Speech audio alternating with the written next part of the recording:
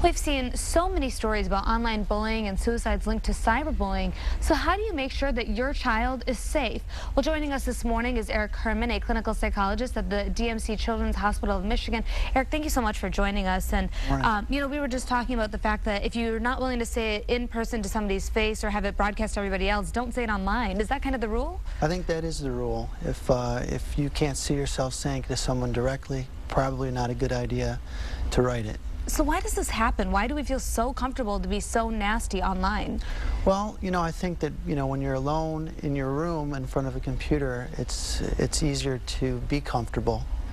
But let's not forget, it's not the computer, it's also the person. So the computer doesn't make you rude, or it's the person's choice. So in terms of parents, let's talk about what they need to look for two types of people here.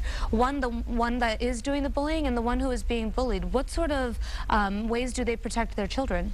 Well, I know it's unpopular with kids, but parents do need to check online and maybe be a friend on Facebook and see what's being written. That's one way to keep track of what the kids are saying online. Is there ever some concern about tiptoeing past that privacy line, or how do we get around that? Well, I think there is concern, but I think trust is earned. So if you're monitoring your kids and they earn your trust, then you can do less monitoring. But we're talking about safety, especially when we're talking about kids suiciding, things like that.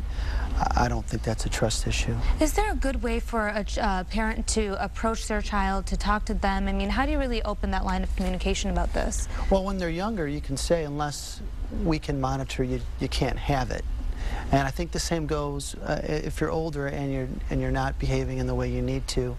It's not something that you have to have. It's a privilege. That's probably a good reminder for even parents. And I mean, cyberbullying isn't just limited to teens, is it? That's right. It's out there for everyone. Okay, Eric, thank you so much for joining us. We appreciate it. Good tips. And you, of course, can find out more about this on our website at WXYZ.com. Anu?